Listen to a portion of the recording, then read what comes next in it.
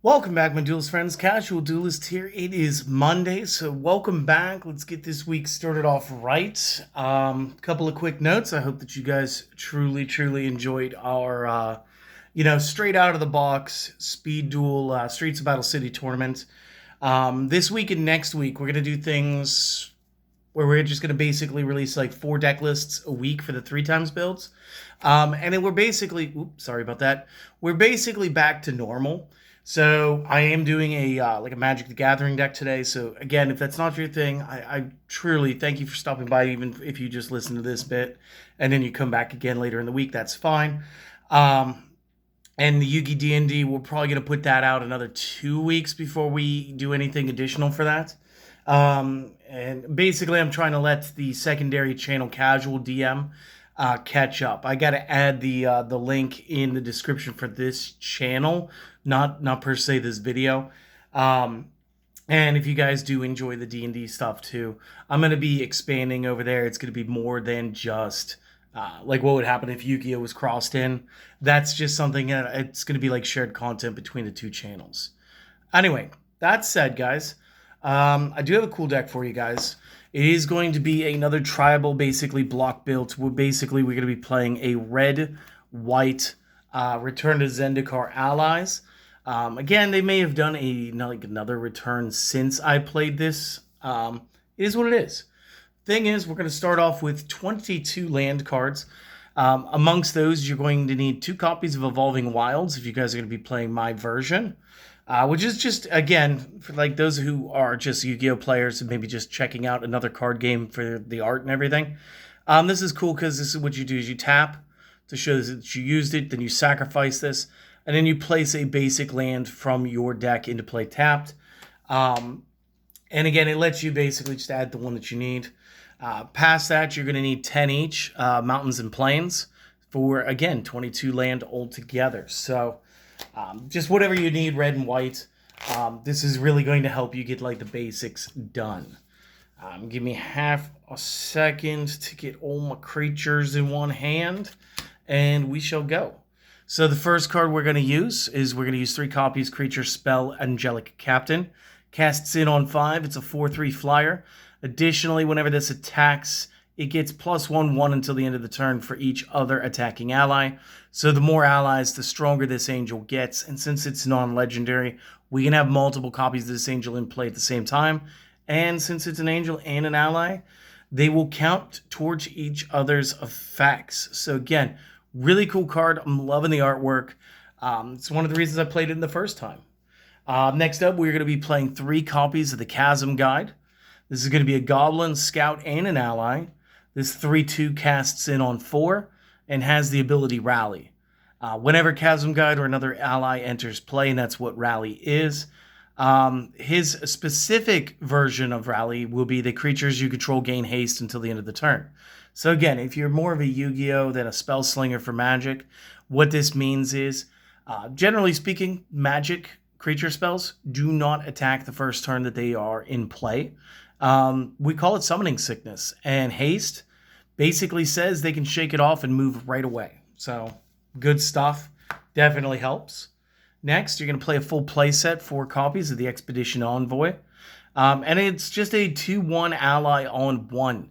So again, this is a quick, easy drop. This will help trigger a bunch of rally effects. And again, just playing based on the cards that we have right there. When you play the Envoy after the Chasm Guide, the Chasm Guide will say, well, cool, Envoy was played, well, everybody gets haste. And again, if Angelic Captain's in the squad too, we can attack with all 3. And since it says for each other attacking ally, the Angel will be up an additional 2/2. So again, there's a lot of interplay, and it's a reason why I truly love ally decks. And I don't want to overstate it, but I think I have like 3 or 4 of them overall, so we might get to see some of those later.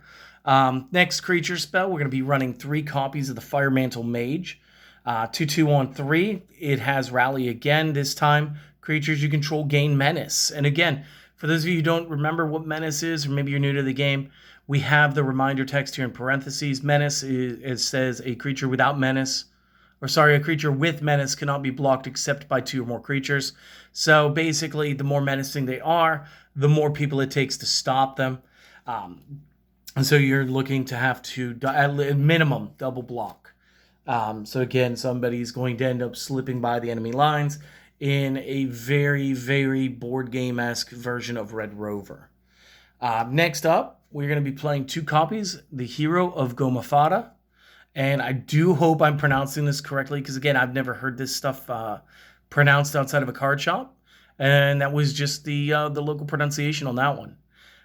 Human Knight ally, 4/3 on 5. When rallies, this says all creatures gain indestructible until the end of the turn. So damage, effects that say destroy, do not destroy them. This includes putting negative counters on things, such as like Infect was like a big deal with that, and so on and so forth. So good stuff. Next, we are going to play a playset, 4 copies of the Core Blade Whirl. And this ally is going to be a 2/2 on 2, Core Soldier ally. And again, rally. And this time, when rally occurs, creatures you control gain first strike. So, just real quick, what is first strike for the players who don't know? Well, if this was to fight another copy of itself, and only my copy had first strike, what happens is creatures with first strike deal their damage before normal monsters. So my Core Blade Whirl would actually take out the opposing Core Blade Whirl. Additionally speaking, there are creatures that have double strike, which means they attack during both the first strike and normal strike sessions. It can be a little intimidating looking at all this if you're not a Magic player. And again, the Magic players are probably like, yeah, but that was an okay way to describe that. But it basically works like breaking down our battle phase in Yu-Gi-Oh! It's okay. Next card. We are going to be running 3 copies of the McKindy Patrol. Now, the McKindy Patrol is another Knight ally, human. It's a 2/3 on 3. And again, rally. So, this time, creatures gain vigilance until the end of the turn. Now, I said at the beginning with the Evolving Wilds, you had to turn the card sideways or tap it to show that it was being used. This is generally what happens during our attacks in Magic. So for it to have vigilance means it will stay untapped, meaning it can also defend us as a blocker during our opponent's round.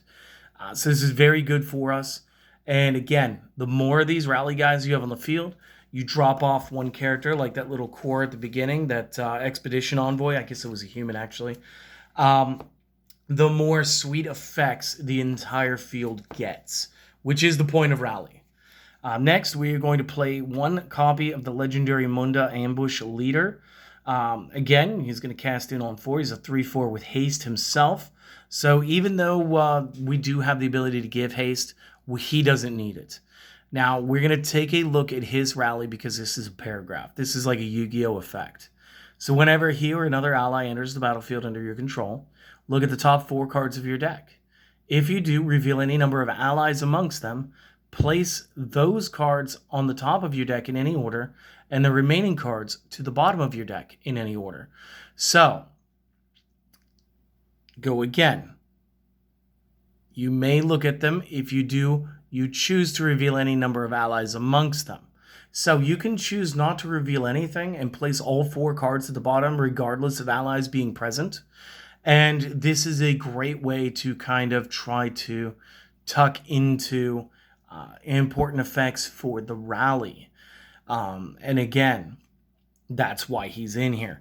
Now, unfortunately, you did have to reveal the cards that you're going to stack on the top. So the opponent gets a little bit of warning ahead of time what's going to happen. And it's just a matter of can they do anything. Last creature spell we're going to run is going to be 3 copies of the Resolute Blade Master. This 2/2 comes in on 5. Again, rally. And this is what I said. This one gives up the double strike to all allied creatures. So again, very cool. And like I said, he'll attack during first strike along with the other one. And he'll attack during the normal phase along with everybody. Unless, of course, it's our characters. And again, if we've got the menace going on, you've either got to double block us, which means people are getting through. And the people that do get through, well, they're going to hit the opponent twice. So again, this is very cool. So those are going to be the creature spells. Let's get into like the spells. And it's mostly a bunch of instants because again, I love playing things that are like quick plays, um, because timing is everything. So the first one we're going to use is we're going to use 2 copies of the Inspired Charge instant. Cast on 4 creatures you control get +2/+1 until the end of the turn. This is very good with the double strike. This is very good with the first strike. This is very good with the vigilance. This is very good for defending yourself with any or all of those effects. So that is good. Next up, we're going to use 3 copies of Lithomancer's Focus. Cast on 1. Target creature gets 2/2 until end of turn. Prevent all damage that would be dealt to that creature this turn by a colorless source. Now, during the release of this, the big enemy in the set were the Eldrazi cards. They were all considered to be colorless. They did not have a mana identity because they were stealing the mana. They're basically devourers of the plains, and it was like Galactus, but more Eldritch Horror type deal. So that's kind of cool. Is this going to be useful moving forward? Yes, because it's still a +2/2 for 1. And then colorless sources can also include things like artifact creatures. Again, so long as they don't have a color in their mana identity for the cost. So even moving forward, that spell is relevant. It's not just like you can only play this deck when you're playing within that block. Last spell is going to be the spell Outnumber. We're going to run 3 copies. Deal damage to target creature equal to the number of creatures that you control. So basically, it's just kind of like we need to jump that one monster. We need to get him out of here. And this is how we're going to do it. And again, the allies working together thematically it fit. The last thing we're going to run is we're going to run a 4-pack of the Stasis Snare Enchantment. Enchantments being more like continuous spells for your Yu-Gi-Oh players, but with flash. So we can cast this anytime. We could cast an instant. So again, it kind of keeps up with I love to be able to play things whenever I want to, as long as I can pay the costs up in the top right. And this one casts on 3. So when Stasis Snare enters the battlefield, you exile target creature an opponent controls until the Stasis Snare leaves the battlefield. Because there are a lot of disenchanting or destroy target permanent type effects. The closest thing I could think of in Yu-Gi-Oh! That would be like this would be the different dimension gates, except we're not also banishing one of our own cards at the same time. So again, like this is really cool. You put it all together, you get a very like control/aggressive build. And I'm sure that it can be improved upon, but this is just a recipe that I've been playing around with for fun for some years now. And so far, me and my play group, we enjoy this. Hopefully you guys enjoyed this as well. That is always the intent here. If you did, consider the like, the comment, the subscribe. Go further, tell your friends. If you guys want to help us out with budget and stuff, again, like always, the Buy Me a Coffee will be down in the link below. Again, if you guys are more into D&D, you guys can check out Casual DM. I'm going to get the link to that channel in my channel description on the About Me portion here on this channel. But most importantly, guys, lots of 3x decks coming up. So hopefully you guys are going to enjoy all that. So I'm just going to get right back to work. You guys have an excellent day, and let's start this week together, all right? See you later, guys.